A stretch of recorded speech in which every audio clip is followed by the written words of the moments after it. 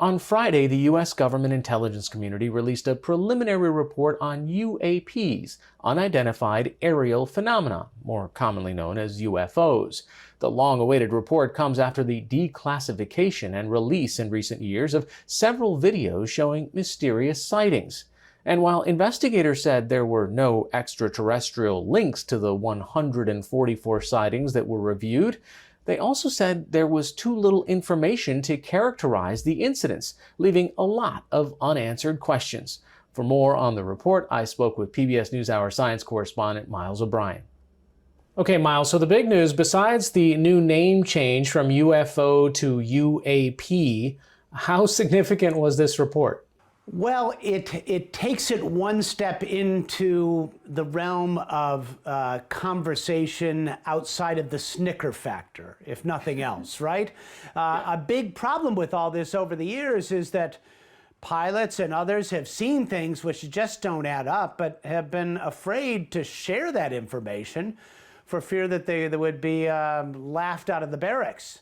And, you know, finally we've gotten to the point where we can have a conversation about this without people, you know, wondering if people need to talk to a therapist or something. And so that's a big deal. And then the idea that we're now in a discussion of how we can look for potential UAPs or UFOs. I still like UFO.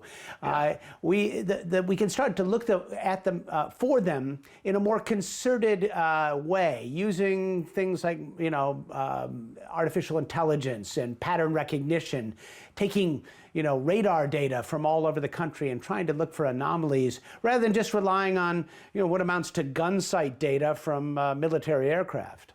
You know, in the report, they posed a few possible reasons that some of these could have happened. I mean, overall, it did not rule out the possibility that we've been visited by creatures from another galaxy or anything, but it tried to explain away a little bit. Maybe some of it is science, a refraction of light in water. I mean, they had a few different theories in there.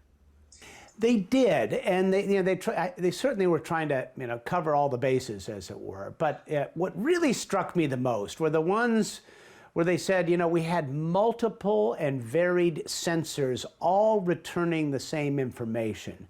You know, anytime you get involved in any aspect of science or technology and you get separate streams of data that check out each other, that's when you start saying there's something here. And that's what made it more than just a random casual, you're not going to believe what I saw when I was flying. There it was, you know, recorded with multiple sensors all agreeing that something wasn't right here. And so when you see that, it leaves very, you know, little left in the way of skepticism, right? That it didn't, you know, it happened, right? So then what is it? Is it something we've created in the black world and we're not sharing? They say not.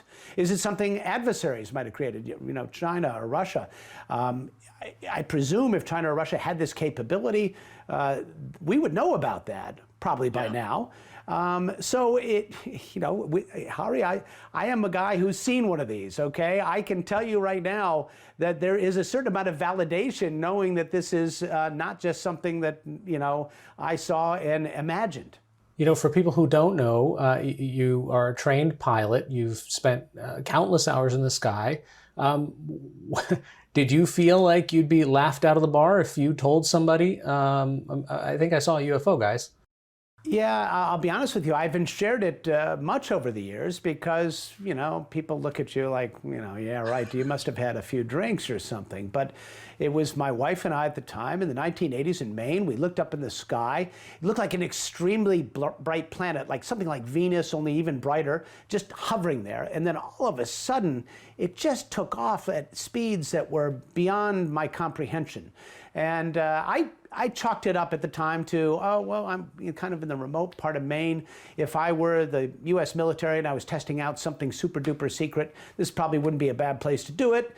And I just don't know about it. But now what I saw is, I mean, it's almost identical to what we've heard from a lot of these Navy pilots incorporated into this report. So I feel a little bit validated myself. Good. So here's the thing. This this is just a 9-page unclassified report. I mean, it also lends itself to people saying, well, what's the government not telling us? What else do they know? What have some of these senators seen on the Intelligence Committee?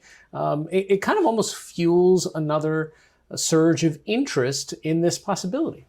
Absolutely. And there was no way they were going to get around this. No matter how much they release, there'd always be that. But, you know, when you get a boiled down 9-page version of what clearly is something with a lot of depth and data to it, that is only going to spur on more of a press for more information. You know, you have to think about this too, Hari. If in fact, going back to this idea that it was, you know, foreign adversaries, if that really was the case, can you imagine a more important priority for the Pentagon than to deal with this? I mean, that is a big darn deal if there is an adversary who has the capability of flying aircraft in ways that we can't even touch. So, you know, it always goes back, I think logically, you and we've talked about this over the years, there are billions and billions of galaxies out there. We presume that we are not alone. So logically, that means there is something else out there alive. Isn't it illogical to say, well, they can't be that much farther ahead of us that we can't understand necessarily their technology? So but the thing is, how are we ever going to prove that? We don't have the science or capability or the understanding. Why doesn't the government declassify it all? Exactly, Hari. I mean, and you and I as journalists, that's of course what we're going to say, and everybody at home would say, of course you're going to say that, but why wouldn't they? What is the issue? Why hold back at this point? If it is, in fact, classified programs that the U.S. is involved in, I guess we understand that, but maybe they could nod to that effect or that fact to us in some fashion. I don't know. But I don't see a lot. If truly we take the report at face value, and there are indications there that they say, I forget the exact wording, that this is not anything that the U.S. is developing in a super secret way. If that is the case, why hold back? Why not share it all? Why not lay all the cards on the table?